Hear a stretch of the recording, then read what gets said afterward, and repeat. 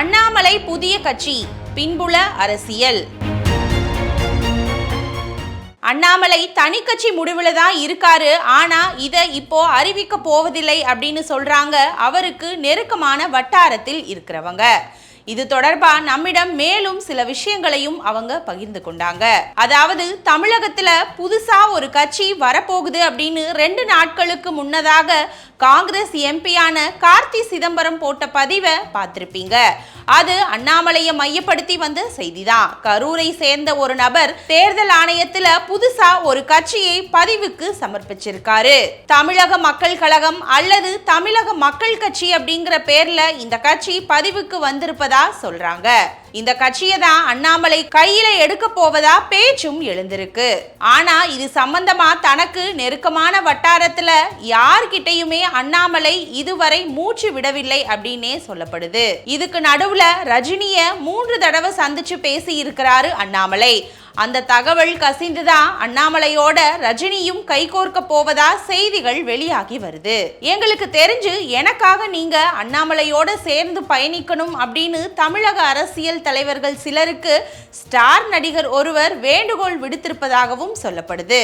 விஜயோட வருகையை அண்ணாமலை மூலமா சமன் செய்ய முடியும் அப்படின்னு அந்த ஸ்டார் நினைக்கிறாரு.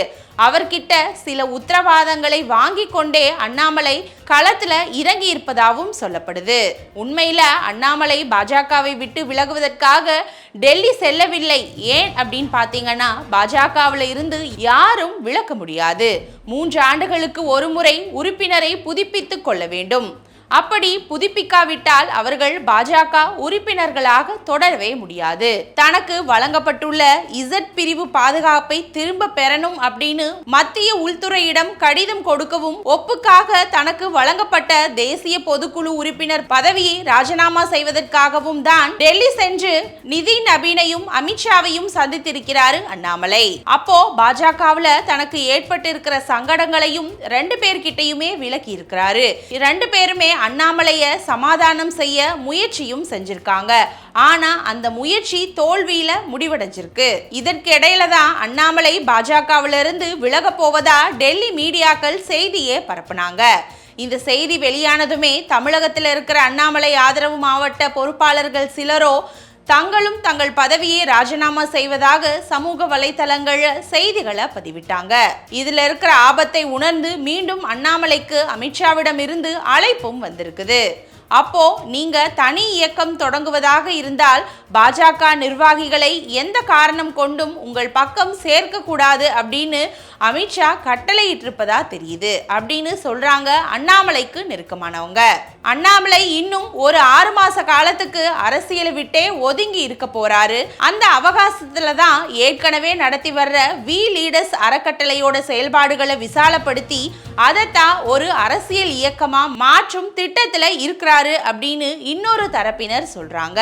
சமூக வலைத்தளத்துல அண்ணாமலைக்காக பேசுறவங்க ஆட்டோ, பேருந்து, கிரிக்கெட் மட்டை, வேன் அப்படின்னு 4-5 சின்னங்களை பதிவிட்டு இதுல தலைவரோட புதிய கட்சிக்காக சின்னமா எதை வைக்கலாம்னு உங்க கருத்து சொல்லுங்க அப்படின்னு ஆழம் பாக்குறாங்க அப்படின்னு இந்த தரப்பினர் சொல்லியிருக்காங்க.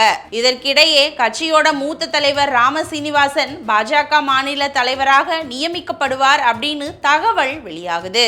பல மாநிலங்கள்ல ராஜ்யசபா தேர்தலுக்கான தேதி அறிவிக்கப்பட்டிருக்கிற நிலையில இதற்கு சம்மதித்தால் நயினார் நாகேந்திரன் மத்திய அமைச்சராக்கப்படலாம் அப்படின்னும் கட்சியோட அமைப்பு செயலாளரா KT ராகவன் நியமிக்கப்படலாம் அப்படின்னு பாஜக வட்டாரத்துல செய்திகள் ரெக்கை கட்டி பறக்குது.